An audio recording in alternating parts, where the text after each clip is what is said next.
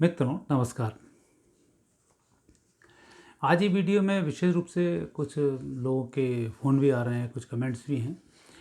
वो ये जानना चाहते हैं कि ईरान की स्थिति आगे क्या होने वाली है और ऐसा क्यों हो रहा है कि ये जो मैंने बताया उसके अनुसार अब सारी चीज़ें वैसी होती जा रही हैं।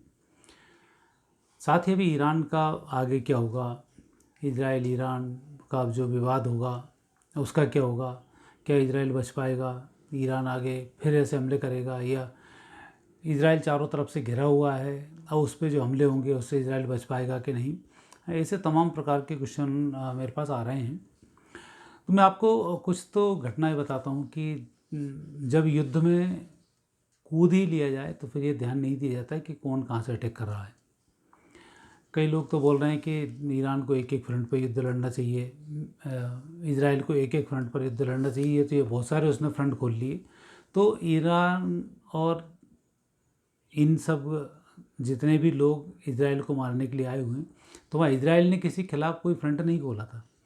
इजराइल चुप बैठा हुआ था, वो अपना अच्छा भला अपना त्यौहार मना रहे थे। वहीं गाज़ा वालों ने उनके ऊपर इकट्ठी मिसाइलें दागी और उसकी शांति को भंग किया। तो उसने गाज़ा को चौपट करना शुरू कर दिया। गाज़ा को चौपट करना शुरू किया तो हूती और ये दूसरे हमास वाले कूदना शुरू कर दिए और उसने इनको मारना शुरू कर दिया। वो तो अपनी प्लानिंग में सही है, उसने पहले तो हमास को ही निपटा दिया सारा का सारा। जैसे ही उन्होंने हमला किया वैसे ही इस पर निपटाया। दूसरा चरण उसने लेबनान पर चलाना शुरू कर दिया, हूती को भी मारना शुरू कर देंगे। वो इनसे निपट रहा था तो इसी बीच में ईरान ने अपना धमाका कर दिया। तो जो इस तरीके की विध्वंसात्मक बातों को लेकर नेगेटिव रहते हैं वो इसमें परेशानी उठाते ही हैं। ये ऐसा संकेत हमेशा मिलता है। तो यही स्थिति ईरान ने भी अब गलती कर दी है। आप ये नहीं सोचें कि इजराइल का क्या होगा। पूरी दुनिया में दो संस्कृति बचती है, सनातन संस्कृति होती है कि यहूदी संस्कृति होती है। वो तो बचेंगी, चाहे वहाँ के 100 आदमी बचे पर यहूदी संस्कृति के लोग बचेंगे। लेकिन ईरान वगैरह की स्थिति क्या होने वाली है ये ईरान ने कभी नहीं सोचा होगा। उसके पीछे कुछ कारण है कि एक तो वहाँ पर जिस तरह से महिलाओं के ऊपर भयंकर अत्याचार हुए, जिंदा जिंदा मार दिया, जिंदा जिंदा गाड़ दिया, पत्थरों से पिटवा के मार दिया, जेल में बंद करके नाना प्रकार के अत्याचार करके। अभी जो कुछ एक साल पहले ही प्रोटेस्ट हुआ था वहाँ पर बुर्के को लेकर, हिजाब को लेकर जो हुआ था, उसके लिए इस प्रकार के इसने कार्य किए। तो ये जो गौ हत्याएँ हैं, महिलाओं की हत्याएँ हैं, महिलाओं पर अत्याचार उत्पीड़न है, ये कभी भी बेकार नहीं जाते हैं, ये होकर ही रहता है। तो यहाँ जो स्थिति बनती है वो नेगेटिव ईरान के खिलाफ ये बनेगी कि जो महिलाओं की बद्दुआएँ हैं ये वहाँ पर वर्क करेंगी। दूसरा, ईरान की जब कुंडली देखते हैं तो इसमें मिथुन लग्न की कुंडली, और अभी इसको महादशा विशेष रूप से गुरु की महादशा चल रही है और गुरु इसका सप्तम भाव का स्वामी है। और गुरु में चल रहा है चंद्र जो द्वितीय स्थान का स्वामी है, मार्केश बनता है। और गुरु उच्च राशि के होकर दूसरे स्थान पर विराजमान भी हैं। और चंद्र की जो अंतर्दशा है, चंद्र का संबंध महिलाओं से और जनता से होता है। तो यह स्थिति अब ये बनती है कि एक तो पिटेगा इजराइल से, ये दूसरा ईरान पिटेगा वहाँ की जनता से। अब खुमानी जी के जो दिन हैं बहुत अधिक नहीं बचे हैं। जैसे बांग्लादेश में तख्ता पलट हुआ था वैसा ही पहले तो वहाँ तख्ता पलट होगा। तख्ता पलट होने से पहले एक बार इनकी ठुकाई होगी ताकि ये बहुत अच्छी स्थिति में ना आ पाएँ। और जब ईरान की पिटाई होगी तब वहाँ पर अंदर से विद्रोह जो अभी दबाया हुआ था महिलाओं वाला, ये वापस उगना शुरू होगा। वहाँ के नेता बदले जाएंगे और जो जिस तरह से जिन लोगों ने वहाँ कमांड अपने हाथ में ले रखी है, क्योंकि बेसिक ईरान के जो लोग हैं बड़े सज्जन लोग हैं। ईरान के जो लोग लोगों के साथ अच्छा तादाद में बिठाना चाहते हैं, लेकिन वहाँ की जो शासन व्यवस्था है वो उनको लगातार कुचले जा रही है। और अब वहाँ पर ये स्थिति वापस बदलने वाली है कि जनता के हाथ में फिर शासन आएगा और जो तानाशाह जितने बैठे हुए हैं इन तानाशाह का अंत होने वाला है। और इन तानाशाह के अंत ने ही ये जो चाल चली है ये खुद को नष्ट करने की ही चाल चली है, जिसमें अभी नष्ट हो रहे हैं। अब ग्रह योग तो यहाँ के ये भी बतलाते हैं कि एक स्थिति तो बनती है ये कि जो इन्होंने हमला किया है ये हमला भी इनका गलत हमला है। इसमें भी सूर्य की जो विशेष महादशा है उसमें इसका हमला हुआ है। सूर्य गुरु का ये हमला है। तो जून 2024 से अप्रैल 2025 तक सूर्य में यहाँ गुरु और यहाँ भी मार्केश है। जो हमले वाला दिन था उस दिन से भी आपको मार्केश शुरू हुआ है। तो अब स्थिति वहाँ बिगड़ने वाली है। और फिर अभी जो समय आएगा, जैसे ही 8 अक्टूबर से गुरु बकरी होंगे, तो ये 8 अक्टूबर के जो गुरु बकरी हुए थी और तेज़ी के साथ वहाँ का माहौल बिगाड़ेंगे। फिर 20 अक्टूबर के बाद मंगल कर्क राशि में आएंगे। जैसे ही मंगल कर्क में आएंगे तो वो इनके द्वितीय स्थान पर होंगे, तो द्वितीय स्थान पर बैठे हुए मंगल ये भी इनको नष्ट करेंगे। तो अब इनके जो समय है वो समय 8 अक्टूबर से 14 नवंबर तक बहुत अच्छा समय नहीं है। और इस समय में पहले तो यहाँ पर नेगेटिव स्थिति बनेगी कि जिस तरह से इसने हमला किया है, तो ये भले ही नुकसान नहीं पहुँचा पाया हो इजराइल को, लेकिन ईरान को भयंकर नुकसान की स्थिति बनेगी, आर्थिक रूप से वो टूटेगा और स्थिति नेगेटिव होगी। उसके बाद फिर इसको नवंबर में कुछ समय का टाइम इसको मिलेगा संभलने के लिए, तो वहाँ जनता मैदान में उतरेगी और जनता इन नेताओं को उखाड़ फेंकेगी।